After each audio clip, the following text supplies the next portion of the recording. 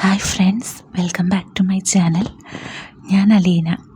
അപ്പോൾ ഇന്ന് ഞാൻ വന്നത് നിങ്ങൾക്ക് എല്ലാവർക്കും ഒരുപാട് ഇഷ്ടപ്പെട്ട നമ്മുടെ ഷുക്കൂറിൻ്റെ പണി സൈറ്റ് സ്റ്റോറിയുടെ 4th പാർട്ടുമായിട്ടാണ്. അപ്പോൾ ആരെങ്കിലും ആദ്യമായിട്ടാണ് ഇത് കേൾക്കുന്നതെങ്കിൽ ആദ്യത്തെ 3 ഭാഗങ്ങളുടെയും ലിങ്ക് ഞാൻ ഡിസ്ക്രിപ്ഷനിൽ കൊടുത്തിട്ടുണ്ട്. അത് കേട്ടതിന് ശേഷം ഇത് കേൾക്കുക.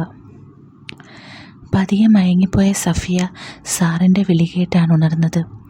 സഫിയെ, താനൊന്ന് ഫ്രഷായിട്ട് വേണമെങ്കിൽ പൊയ്ക്കോ, പോയി റെസ്റ്റ് എടുക്ക്, ക്ഷീണമൊക്കെ മാറിയിട്ട് വന്നാൽ മതി. അയാളുടെ വാക്കുകൾ കേട്ട് അവൾ ബാത്റൂമിൽ കയറി. ഫ്രഷായി ഡ്രസ്സ് മാറി വന്ന് അയാളോട് യാത്ര പറഞ്ഞ് അവൾ റൂം വിട്ടിറങ്ങി. നടക്കുമ്പോൾ അല്പം ബുദ്ധിമുട്ടുണ്ട്. വീട്ടിൽ ചെല്ലുമ്പോൾ ഉമ്മ പിടിക്കാതിരുന്നാൽ മതിയായിരുന്നു. ആ ചിന്തയോടെ പുറത്തിറങ്ങിയ അവൾ ദീപ്തിയെയും മഞ്ജുവിനെയും കണ്ട് ചിരിച്ചു. അവൾ അവിടെ നിന്നും ഇറങ്ങി നടന്നു. അല്പം കഴിഞ്ഞ് തിരിഞ്ഞു നോക്കി. അവർ രണ്ടുപേരും തന്നെ നോക്കി എന്തൊക്കെയോ പറയുന്നത് അവൾ കണ്ടു.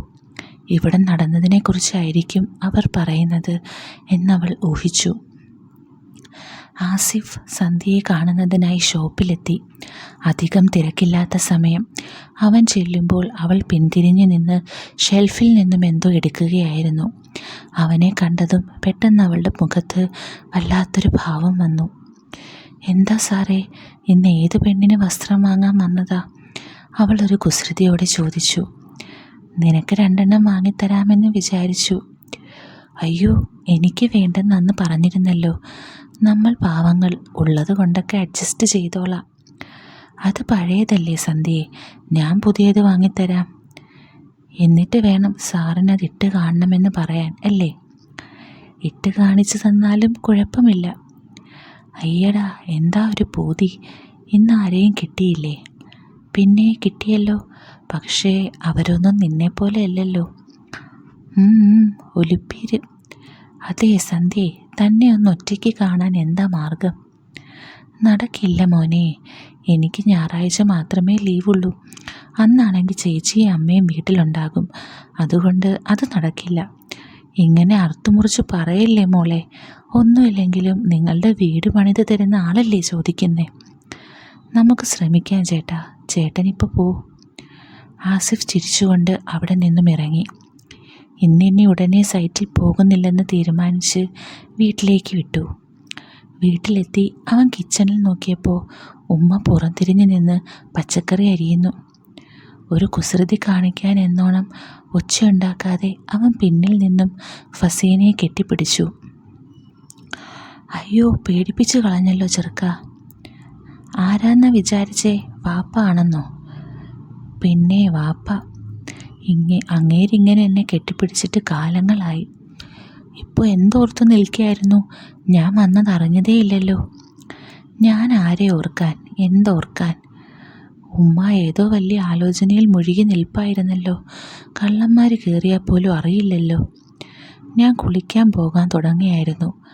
അവൻ്റെ സംശയം കണ്ട് അവർ പറഞ്ഞു. ശരിക്കും ഫസീന അർജുനായി ഫോണിലൊരു സംസാരം കഴിഞ്ഞ് നിൽക്കുകയായിരുന്നു. അതിൻ്റെ ത്രില്ലിൽ നിന്നപ്പോഴാണ് മകൻ വന്ന് പേടിപ്പിച്ചത്. പുറത്തൊരു വണ്ടി വന്ന് നിൽക്കുന്ന ഒച്ച കേട്ട് അവർ ഹാളിലേക്ക് നടന്നു. വാതിൽ തുറന്നു വന്നത് സഫിയ ആയിരുന്നു. ഉമ്മയെയും ഇക്കായെയും കണ്ട് അവളൊന്ന് പരിങ്ങി. നീ എന്താടി ഇപ്പോൾ, ഇന്ന് പ്രാക്ടീസ് ഇല്ലേ? ആസിഫ് കനത്തിലൊരു ചോദ്യം. സർ ഇന്ന് നേരത്തെ പൊയ്ക്കൊള്ളാൻ പറഞ്ഞു. അവൾ രണ്ടുപേരുടെയും മുഖത്ത് നോക്കാതെ മുറിയിലേക്ക് നടന്നു. നീ അവിടെ നിന്നേ, നിനക്കെന്താ പറ്റിയത്? എനിക്കൊന്നും പറ്റിയില്ലിക്ക. പിന്നെ നിൻ്റെ നടപ്പിന് ഒരു വ്യത്യാസം? ഒന്നുമില്ലിക്ക, ഇക്കാക്ക് തോന്നുന്നതാ. ശരി പോ. ഉമ്മ അവളെ സൂക്ഷിച്ചു നോക്കി. മകൾക്കെന്തോ പറ്റിയിട്ടുണ്ടെന്ന് ആ ഉമ്മയുടെ മനസ്സ് മന്ത്രിച്ചു. മകൻ അടുത്തുള്ളതിനാൽ അവർ ഒന്നും ചോദിച്ചില്ല. സന്ധ്യയെ എങ്ങനെയെങ്കിലും വീഴ്ത്തണമെന്ന ആഗ്രഹം ആസിഫിൽ ഓരോ ദിവസവും കൂടിക്കൂടി വന്നു. അതിനെന്താണൊരു മാർഗം? എങ്ങനെ അവളെ ഒറ്റയ്ക്ക് കിട്ടും എന്നവൻ ഒരുപാട് ആലോചിച്ചു. അവനൊരെത്തും പിടിയും കിട്ടിയില്ല. ഒരു ദിവസം ആസിഫ് രാധയും സുജയും പണിയുന്ന സൈറ്റിൽ നിന്നപ്പോൾ ഷുക്കൂർ അങ്ങോട്ട് വന്നു. അവനെ കണ്ടതും ഷുക്കൂർ പറഞ്ഞു, ആസിഫേ, ഞാൻ കുറച്ച് ദിവസത്തേക്ക് ഇവിടെ സൈറ്റിലുണ്ടാകില്ല. ബിൻസിയുടെ ലോണിന് ചെറിയ പ്രശ്നമുണ്ട്. അതൊന്ന് ശരിയാക്കാൻ പഞ്ചായത്തിലും വില്ലേജിലുമൊക്കെ പോകേണ്ടതുണ്ട്. അതുകൊണ്ട് ബിൻസിയുടെ സൈറ്റ് നീയൊന്ന് നോക്കണം. അതീവ സന്തോഷത്തോടെ അവനതേറ്റു. കാരണം വാപ്പ അവിടെ ഉള്ളതിനാൽ അവൻ ആ വീട്ടിലധികം അടുപ്പത്തിന് പോകാറില്ലായിരുന്നു. വാപ്പ ഇല്ലെങ്കിൽ ആ വീടുമായി അടുക്കാൻ ഒരവസരം കിട്ടുമെന്ന് അവന് തോന്നി. പിറ്റേന്ന് മുതൽ അവൻ ആ സൈറ്റിൽ പോകാൻ തുടങ്ങി. 2 ദിവസം പോയിട്ടും ആ വീട്ടിൽ ആളനക്കം കാണാൻ അവന് കഴിഞ്ഞില്ല. 3-ാം ദിവസം 10 മണിക്ക് പണിക്കാർക്ക് ചായ വാങ്ങി കൊടുത്തു കഴിഞ്ഞ് അവൻ ബിൻസിയുടെ വീട്ടിലേക്ക് നോക്കിയപ്പോൾ മുൻവാതിൽ അല്പം തുറന്നു കിടക്കുന്നത് പോലെ അവന് തോന്നി. രണ്ടും കൽപ്പിച്ച് അവൻ ആ വീട്ടിലേക്ക് നടന്നു. ഡോർ പകുതി ചാരിയിട്ടേ ഉള്ളൂ. അപ്പോൾ അകത്താരോ ഉണ്ട്. അവൻ ശബ്ദമുണ്ടാക്കാതെ വാതിൽ തുറന്നകത്ത് കയറി. ഒച്ചയുണ്ടാക്കാതെ ചെന്നാൽ സുജയുടെ വീട്ടിൽ നിന്നും കിട്ടിയതുപോലെ ഒരവസരം കിട്ടിയാലോ എന്ന് ചിന്തിച്ച് അവൻ ഹാളിലേക്ക് കയറി. അകത്താരെയും കണ്ടില്ല. അപ്പോഴാണ് അടുക്കളയിൽ നിന്നും എന്തോ ശബ്ദം കേട്ടത്. അവൻ അങ്ങോട്ട് നടന്നു. അപ്പോൾ അടുക്കളയിൽ ഒരു കസേരയിൽ ഇരുന്ന് ചായ കഴിക്കുന്ന ദിവ്യയാണ് അവൻ കണ്ടത്. അവനെ കണ്ടതും അവൾ ചാടി എണീറ്റു. ഇരിക്ക്, ഇരുന്ന് കഴിക്ക്. ഞാൻ വാതിൽ തുറന്ന് കിടക്കുന്നത് കണ്ട് കയറിയതാ. അത് നന്നായി. വാതിൽ തുറന്ന് കിടക്കുന്നത് കണ്ടാൽ എവിടെയും മിണ്ടാതെ കയറി ചെല്ലുമോ? അവൾ വീണ്ടും പഴയ സ്ഥലത്തിരുന്നു കൊണ്ട് ചോദിച്ചു. നമ്മുടെ വീട്ടിൽ കയറി ചെല്ലാൻ ഞാൻ മടിക്കുന്നത് എന്തിനാ? ഇതെനിക്ക് സ്വാതന്ത്ര്യമുള്ള വീടല്ലേ. ഓ അങ്ങനെ. ആട്ടെ, സാറ് ചായ കുടിച്ചോ? ഇല്ല, അവൻ പറഞ്ഞു. എന്നാ നമുക്ക് 2 ഇഡ്ഡലി കഴിച്ചാലോ? ആയിക്കോട്ടെ, അവൻ അടുത്തുള്ള കസേരയിൽ ഇരുന്നു കൊണ്ട് പറഞ്ഞു. അവളൊരു പ്ലേറ്റിൽ 2-3 ഇഡ്ഡലി ഇട്ട് അതിൽ കറി ഒഴിച്ച് അവന് നീട്ടി. ഒരു ഗ്ലാസ് ചായയും കൊടുത്തിട്ട് യഥാസ്ഥാനത്തിരുന്ന് കഴിക്കാൻ തുടങ്ങി. ദിവ്യ എന്താ ഇന്ന് പോകാത്തത്? ഒരു തലവേദന. അമ്മ എവിടെ? പഞ്ചായത്തിൽ പോയി. ഓ, ഇത് നല്ല സോഫ്റ്റായ കാണാൻ ഭംഗിയുള്ള ഇഡ്ഡലിയാണല്ലോ. അമ്മയുടേതോ അതോ ദിവ്യയുടേതോ? എന്ത്? അവൾ അവന് നേരെ നോക്കി. ഇഡ്ഡലി. അവനൊരു ഇഡ്ഡലി കഴിച്ചുകൊണ്ട് പറഞ്ഞു. ആരുടെ ആണെന്നാ തോന്നുന്നേ? അവളൊരു കുസൃതിയോടെ ചോദിച്ചു. ദിവ്യയുടെ ആകാനാ ചാൻസ്. അവനൊന്ന് ചിരിച്ചുകൊണ്ട് പറഞ്ഞു. അവളൊന്ന് ചിരിച്ചു. ആരുടെ ആണെങ്കിലും മോന് കഴിച്ചാൽ പോരെ? എന്നാലും അറിയാനൊരാഗ്രഹം. അവൾ ചിരി കൂട്ടി ചിരിച്ചു. മോൻ എങ്ങോട്ടാ മോനെ കയറി പോകുന്നേ? കഴിച്ചേ വേഗം. പാത്രങ്ങൾ കഴുകി വെച്ചിട്ട് എനിക്ക് അല്പനേരം കിടക്കണം. ആയിക്കോട്ടെ, കിടന്നോ. അവൾ എഴുന്നേറ്റ് കൈ കഴുകി പുറത്ത് കിടന്നു. അവൻ പെട്ടെന്ന് ഫുഡ് കഴിച്ചെണീറ്റു. അവൾ റൂമിൽ കിടക്കാനുള്ള പ്ലാനിലാണെന്ന് അവന് മനസ്സിലായി. ഞാൻ അല്പം നേരം റെസ്റ്റ് എടുത്തോട്ടെ? അതിന് എന്നോട് ചോദിക്കുന്നത് എന്തിനാ? ഇത് നമ്മുടെ വീടല്ലേ. അവൻ റൂമിലേക്ക് കയറി ചെന്നു. അവൾ ഒരു കട്ടിലിൽ കിടന്നു കഴിഞ്ഞിരുന്നു. അവൻ അവിടെ കുറച്ചു നേരം അവളുടെ കിടപ്പ് നോക്കി നിന്നു. പുറംതിരിഞ്ഞ് ചെരിഞ്ഞു കിടക്കുകയാണവൾ. അവൻ്റെ അനക്കമൊന്നും കേൾക്കാത്തത് കൊണ്ട് അവൾ തല തിരിച്ചു നോക്കി. തന്നെ തങ്ങി നോക്കി നിൽക്കുന്ന അവനെ കണ്ടവൾ, കിടക്കണമെങ്കിൽ ഇവിടെ കിടന്നോ എന്ന് പറഞ്ഞു. അവൾ കിടക്കുന്ന കട്ടിലിൻ്റെ അരികത്ത് കിടന്നോളാനാണ് അവൾ പറഞ്ഞത്. അവൻ സന്തോഷത്തോടെ അരികിൽ കിടന്നു. 10-15 മിനിറ്റ് കഴിഞ്ഞു. ഒരു കൂർക്കം വലി കേട്ട് അവൾ തിരിഞ്ഞു. മലർന്നു കിടന്നുറങ്ങുകയാണവൻ. ഇത്ര പെട്ടെന്ന് ഉറങ്ങിയോ? പാവം, നല്ല ക്ഷീണമുണ്ടാകും, അവൾ മനസ്സിൽ ചിന്തിച്ചു. അവൻ ഉറങ്ങിയോ എന്ന് ഉറപ്പ് വരുത്താനായി അവൾ അവൻ്റെ അടുത്തേക്ക് നിരങ്ങി നീങ്ങി അവൻ്റെ അടുത്തേക്ക് മുഖമടിപ്പിച്ച് കണ്ണിലേക്ക് നോക്കി. പെട്ടെന്ന് അവൻ കണ്ണു തുറന്ന് അവളെ നോക്കി. ഒരു കൈകൊണ്ട് അവളുടെ തലയുടെ പിന്നിൽ പിടിച്ചടിപ്പിച്ച് അവളുടെ കവിളിൽ ഉമ്മ വെച്ചു. അപ്പോൾ കള്ളയുറക്കമായിരുന്നല്ലേ? അവനെ വിടിവിച്ചുകൊണ്ട് അവൾ ചോദിച്ചു. നല്ല ഉറക്കമായിരുന്നു. ഒരു സുന്ദരി പെണ്ണ് ഉമ്മ വയ്ക്കാൻ വരുന്നത് കണ്ടുണർന്നതാ. അയ്യടാ, ഞാൻ ഉമ്മ വയ്ക്കാൻ വന്നതൊന്നുമല്ല, ഉറങ്ങിയോ എന്ന് നോക്കാൻ വന്നതാ. ആസിഫ് അവളെ വീണ്ടും വലിച്ച് തൻ്റെ മേലേക്കിട്ടു. എന്താ മോൻ്റെ പ്രശ്നം? അവൻ്റെ മേൽ കിടന്നുകൊണ്ട് അവൾ ചോദിച്ചു. ആസിഫ് ചിണുങ്ങിക്കൊണ്ട്, എന്താ പ്രശ്നമെന്ന് ഇതുവരെ മനസ്സിലായില്ലേ? കാള വാല് പൊക്കുന്നത് കണ്ടപ്പോൾ തന്നെ എനിക്ക് കാര്യം പിടികിട്ടി. എന്തിനാ മോനിങ്ങനെ വളഞ്ഞു പിടിക്കുന്നേ? സ്ട്രെയിറ്റായിട്ട് അങ്ങ് പറഞ്ഞാൽ പോരെ. അത് ദിവ്യ എങ്ങനെ റിയാക്ട് ചെയ്യുമെന്നറിയാഞ്ഞിട്ടാ. അച്ഛനേക്കാളും മിടുക്കനാണ് മോനെന്നാ ഞാൻ വിചാരിച്ചത്. ഇത് മോനേക്കാളും മിടുക്കൻ അച്ഛനാണല്ലോ. അതെന്താ അങ്ങനെ പറഞ്ഞത്? അച്ഛൻ വീട് പണിയുന്നതിൻ്റെ പ്രത്യുപകാരം എപ്പോഴേ നേടിക്കഴിഞ്ഞു, ദിവ്യ ഒരു കള്ളച്ചിരിയോടെ പറഞ്ഞു. അയ്യോ, എന്താ പറഞ്ഞത്? ആസിഫിൽ ഒരു ഞെട്ടലുണ്ടായി. അച്ഛൻ ഞങ്ങളെ സ്വന്തമാക്കി കഴിഞ്ഞെന്ന്. എനിക്ക് വിശ്വസിക്കാൻ കഴിയുന്നില്ല. അമ്മയെ ഞാൻ ഊഹിച്ചു, പക്ഷേ ദിവ്യ, ഇയാൾക്ക് എൻ്റെ വാപ്പാൻ്റെ മകളാവാനുള്ള പ്രായമല്ലേ ഉള്ളൂ, എന്നിട്ടും. അതേടോ, അതൊക്കെ നേരത്തെ കഴിഞ്ഞു. മോൻ്റെ വരവ് ഞാൻ പ്രതീക്ഷിച്ചിരുന്നു. അവൻ തല കുടഞ്ഞു. എന്തേ, കേട്ടപ്പോൾ മോന് താല്പര്യമില്ലേ? അങ്ങനല്ല ദിവ്യേ, എനിക്കിതൊന്നും വിശ്വസിക്കാൻ കഴിയുന്നില്ല, അതാ.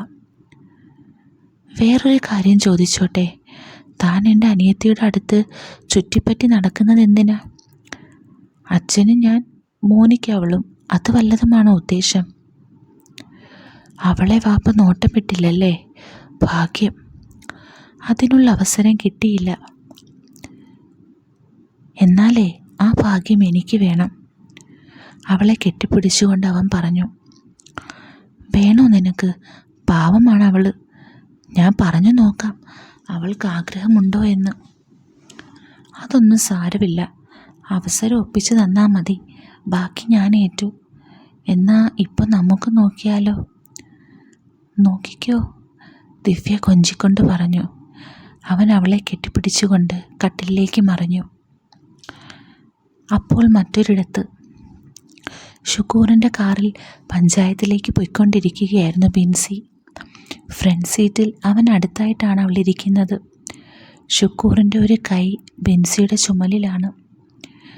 ബിൻസി ഷുക്കൂറിനെ നോക്കി ഒരു കണ്ണടച്ച് ഒരു കള്ളച്ചിരി പാസ്സാക്കി. എന്താ ബിൻസി, നമുക്ക് ചിന്ന വീട്ടിൽ പോയാലോ? അതിനൊരുപാട് ദൂരമില്ലേ? എങ്കിൽ നമുക്ക് കാർ ആളില്ലാത്തിടത്ത് ഒതുക്കിയിട്ട് കാറിലിരുന്നാലോ? അങ്ങനെ എന്തെങ്കിലും ചെയ്യാം. ഷുക്കൂർ കാറ് ഒരു പൂട്ടിക്കിടക്കുന്ന കമ്പനിയുടെ വഴിയുടെ സൈഡിൽ ആരും കാണാത്ത വിധം ഒതുക്കിയിട്ടു. കമ്പനി പൂട്ടിയതുകൊണ്ട് ആ വഴി ആരും വരാറില്ല. ആ ധൈര്യത്തിൽ അവൻ അവളെ കാറിൽ നിന്നും ഇറക്കി. ബിൻസി പിൻസീറ്റിലേക്ക് കയറിയിരുന്നു. കൂടെ ഷുക്കൂറും കയറി. ഷുക്കൂറും ബിൻസിയും കാറിൽ ചിലവിടുന്ന ഇതേ സമയം മകൻ ആസിഫ് മകൾ ദിവ്യയുടെ കൂടെ സമയം ചിലവഴിക്കുന്ന അസുലഭ നിമിഷം തീർന്നില്ല. ഇതേ സമയം ഷുക്കൂറിൻ്റെ മകൾ സഫിയ അനന്തൻ വക്കീലിൻ്റെ ഓഫീസിലെ പ്രൈവറ്റ് ക്യാബിനിൽ സാറുമായി ഡിസ്കഷനായിരുന്നു. വീട്ടിൽ ആരുമില്ല എന്ന് കണ്ട ഷുക്കൂറിൻ്റെ മൊഞ്ചത്തി ബീവി ഫസീന അർജുനോട് വീട്ടിലേക്ക് വരാനും പറഞ്ഞു. എന്താ അല്ലേ, അസുലഭ നിമിഷങ്ങൾ തന്നെ. ആളും അനക്കവുമില്ലാത്ത കമ്പനി ഗോഡൗണിൻ്റെ സമീപത്തായി പാർക്ക് ചെയ്തിട്ടിരിക്കുന്ന ഷുക്കൂറിൻ്റെ കിയ കാരൻസ്. അതിൻ്റെ പിൻസീറ്റിൽ ഷുക്കൂറിനൊപ്പം ഇരിക്കുന്ന ബിൻസി. അസുലഭ നിമിഷങ്ങൾ ധന്യമാകുന്ന തരത്തിൽ കാറിൻ്റെ സ്റ്റീരിയോയിൽ നിന്ന് വരുന്ന മധുരമായ റൊമാൻറ്റിക് സോങ്.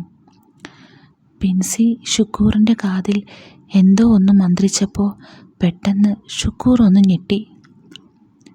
നീ എന്താ ചോദിച്ചത് ബിൻസി? മനസ്സിലായില്ലേടാ കള്ള. വീട് പണിഞ്ഞു തരുന്നതിൻ്റെ പ്രത്യുപകാരം നീ ദിവ്യയിൽ നിന്നും ഈടാക്കിയല്ലേ? നിനക്ക് മനസ്സിലായിരുന്നോ? എങ്ങനെ? നിങ്ങളെ അന്ന് കണ്ടപ്പോൾ തന്നെ മനസ്സിലായി പൊന്നെ. അന്ന് നിങ്ങൾ വരാൻ ഒരുപാട് വൈകിയില്ലേ? പിന്നെ അവളുടെ അത് കഴിഞ്ഞുള്ള പെരുമാറ്റമൊക്കെ കണ്ടപ്പോൾ മനസ്സിലായി, ഒരു പെണ്ണിനല്ലേ മറ്റൊരു പെണ്ണിനെ നന്നായി അറിയൂ. നിനക്ക് വിഷമമൊന്നുമില്ലല്ലോ? എന്തിന്? ഞങ്ങളെല്ലാം നിനക്കുള്ളതല്ലേടാ കള്ളക്കാമുക. എൻ്റെ പിൻസി, നീ മുത്താണ്.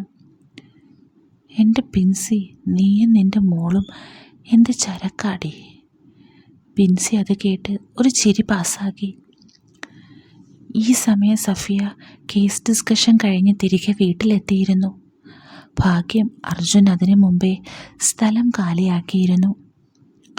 ഷുക്കൂർ ബിൻസിയെ തിരിച്ച് വീട്ടിലാക്കി സൈറ്റിലേക്ക് പോയി.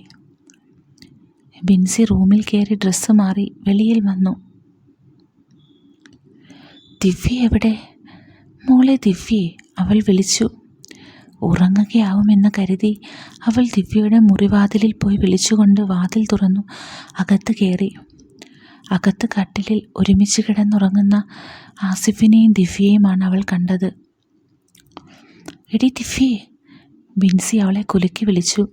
ദിവ്യ ചാടി എണീറ്റു, അതോടൊപ്പം ആസിഫും. ഇതിനു വേണ്ടിയാണോ നീ ഇന്ന് ലീവ് എടുത്തത്? അല്ലമ്മേ, ഇതറിയാതെ പറ്റിയതാ. സോറി ചേച്ചി, ഞാൻ വന്നപ്പോൾ ദിവ്യ മാത്രമേ ഉള്ളൂ. ഓരോ വർത്തമാനം പറഞ്ഞിരുന്നപ്പോൾ പറ്റിപ്പോയി. ഞാൻ ചീത്ത പറഞ്ഞതല്ല മോനെ, സൂക്ഷിക്കണമെന്ന് ഓർമ്മിപ്പിച്ചതാ. അവൾ ആസിഫിനെ ഒന്ന് നോക്കി. ബിൻസി അതും പറഞ്ഞ് അടുക്കളയിൽ പോയി. ആസിഫ് കുറച്ചു നേരം എന്തോ ആലോചിച്ചു. ശേഷം അടുക്കളയിൽ ചെന്നു. ബിൻസി അടിമുടി ഒന്ന് നോക്കി. എന്താ മോനെ? ചുമ്മാ അല്ല എൻ്റെ വാപ്പ വീണുപോയത്. ചേച്ചി ഒരു ഉഗ്രൻ ചരക്കാണ്. ആ, ഇത് തന്നെയാണ് എൻ്റെ വാപ്പായും പറയുന്നത്. ഇന്ന് വാപ്പയുമായി കറങ്ങിയിട്ട് വന്നതല്ലേ? ഓ, അച്ഛന് പറ്റിയ മകൻ തന്നെ. ഞാൻ എന്തിനാ എന്നെ ഒളിക്കുന്നത്? നീ പറഞ്ഞത് ശരിയാ. നീ ഊഹിക്കുന്നതും നടന്നു. പോരെ, തൃപ്തിയായില്ലേ? ഓ എൻ്റെ ചരക്കേ, എനിക്ക് വയ്യ. എന്താ ഇവിടെ എന്നെ പറഞ്ഞു വിട്ടിട്ട് രണ്ടുപേരും കൂടി പരിപാടി? അങ്ങോട്ട് വന്ന ദിവ്യ ചോദിച്ചു. അവൾ കുളിച്ച് ഡ്രസ്സ് മാറി സുന്ദരിയായിരുന്നു. ഓ, ഞങ്ങൾ ഓരോ വിശേഷങ്ങൾ പറഞ്ഞിരിക്കുകയായിരുന്നു. ഓഹോ, രണ്ടുപേരും ഇവിടെ എന്ത് ചെയ്യുകയാണെന്ന് എനിക്കറിയണ്ടേ? എന്താ ആസിഫേ, നിനക്കെൻ്റെ അമ്മയും വേണോ? ഓ, ഈ കിഴവിയൊക്കെ ആർക്ക് വേണം അല്ലേ മോനെ? കിഴവിയും വേണം, ഇളം കരിക്കിനെയും വേണം അല്ലേ ആസിഫേ? അമ്മേ, ഇവൻ സന്ധ്യയെ വളയ്ക്കാൻ നടക്കുക. അയ്യോടാ മോനെ, അവളെ അങ്ങ് വിട്ടേരെ. അവളെ കൊച്ചു പെണ്ണാ. അയ്യോ കൊച്ചുകുട്ടി, അതുപോലുള്ള കൊച്ചായിരുന്നില്ലേ ഇവളും? എന്നിട്ടെൻ്റെ വാപ്പ കൈഞ്ഞൊടിച്ചപ്പോൾ കൂടെ പോയില്ലേ? പെട്ടെന്ന് അവൻ്റെ ഫോൺ അടിച്ചു. അവൻ ഫോൺ സംസാരിച്ച് പെട്ടെന്ന് പുറത്തിറങ്ങി. വാപ്പയാ, എനിക്ക് പെട്ടെന്ന് ഒരു സൈറ്റിൽ ചെല്ലണം. അവിടെ പണിതുകൊണ്ടിരുന്ന ഒരു ചേച്ചിക്ക് സുഖമില്ല. അവരെ വീട്ടിലാക്കണം. നമുക്ക് പിന്നെ കാണാം, ബിൻസിയോടായി പറഞ്ഞിട്ട് അവൻ ഇറങ്ങി. അവൻ ചെല്ലുമ്പോൾ രാധ ഒരു റൂമിൽ കിടക്കുകയായിരുന്നു. എന്തു പറ്റി ചേച്ചിക്ക്? അവൻ സുജയോടായി ചോദിച്ചു. അവൾക്കൊരു വയറുവേദന. ഒരു ഗൂഢമായ ചിരിയോടെ സുജ പറഞ്ഞു. അച്ഛനെയാണ് വിളിച്ചത്, പക്ഷേ വന്നത് മകനാണ് രാധേ. സുധ പറഞ്ഞത് കേട്ട് രാധ ചിരിച്ചു. രാധേച്ചി, എന്താ വേണ്ടേ? ഹോസ്പിറ്റലിൽ പോണോ? വേണ്ട, എന്നെ ഒന്ന് വീട്ടിലാക്കി തന്നാൽ മതി. ഞാൻ കൊണ്ടാക്കണോ അതോ ഓട്ടോ വിളിച്ചു വിട്ടാൽ മതിയോ? അതെന്തിനാ മോനെ ഓട്ടോ? നിനക്കെന്താ അവളെ വീട്ടിൽ കൊണ്ടാക്കാൻ ബുദ്ധിമുട്ടുണ്ടോ? അയ്യോ, എന്ത് ബുദ്ധിമുട്ട്? ഞാൻ കൊണ്ടാക്കാം ചേച്ചി, വാ, വണ്ടിയിൽ കയറിക്കോ. രാധ എണീറ്റ് അവൻ്റെ ഒപ്പം ബൈക്കിൽ വീട്ടിലേക്ക് തിരിച്ചു. അവർ പോയി അല്പം കഴിഞ്ഞതും ഷുക്കൂർ സൈറ്റിലെത്തി. അവർ പോയോ സുജേ? ഷുക്കൂർ ചോദിച്ചു. പോയി ഇക്ക. ഇവിടെ ഇപ്പോൾ ഹെൽപ്പർ എത്ര പേരുണ്ട്? 3 പേരുണ്ട്. സുജയ്ക്ക് ഇവിടെ എന്താ പണി? ഞാൻ ക്ലീൻ ചെയ്യുക. ആണോ? അത് നാളെ ചെയ്താലും മതി. നീ വാ, നമുക്ക് വേറൊരു സൈറ്റിൽ ഇത്തിരി പണിയുണ്ട്. ശരി, അവൾ പെട്ടെന്ന് പോകാൻ റെഡിയായി. ഷുക്കൂറിനൊപ്പം കാറിൽ അവർ പുറപ്പെട്ടു. മുൻസീറ്റിലിരുന്ന സുജയെ നോക്കി ഷുക്കൂർ ചിരിച്ചു. എന്താ ഇക്കാ ചിരിക്കുന്നേ? ഒന്നുമില്ല സുജേ, നിന്നെ ഒറ്റയ്ക്ക് കിട്ടാൻ ഞാൻ കുറേ നാളായി ശ്രമിക്കുന്നു.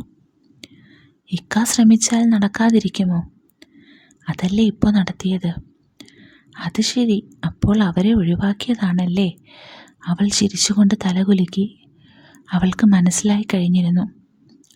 എത്ര നാളായി കൊതിക്കുന്നതാ. അവൾ സന്തോഷത്തോടെ ഒന്നനങ്ങിയിരുന്നു. കാറ് ചിന്ന വീട്ടിലെത്തി. രണ്ടുപേരും ഇറങ്ങി അകത്ത് കയറി. വാ സുജേ, അവൻ ബെഡ്റൂമിലേക്ക് വിളിച്ചു. ഇക്ക ഇത്രയും നേരം ജോലി ചെയ്ത് മുഷിഞ്ഞിരിക്കുക. ഞാനൊന്ന് മേല് കഴുകട്ടെ. ശരി, നിന്റെ ഇഷ്ടം. അവൾ ബാത്റൂമിൽ കയറി. അവൾ വരുന്നതും കാത്ത് ഷുക്കൂർ ഒരു മാസികയും വായിച്ച് കട്ടിലിൽ കിടന്നു. അപ്പം എങ്ങനെയുണ്ട് നമ്മുടെ ഷുക്കൂറിൻ്റെ സ്റ്റോറി? അടിപൊളിയായിട്ടല്ലേ പോകുന്നത്? അപ്പോൾ ഇതിൻ്റെ ബാക്കി പോർഷൻ ടെലിഗ്രാമിൽ വരും. അതിൻ്റെ ലിങ്ക് ഞാൻ കമൻറ്റ് ബോക്സിൽ ഇട്ടേക്കാം. അപ്പോൾ എല്ലാവർക്കും good night. With love, Aleena.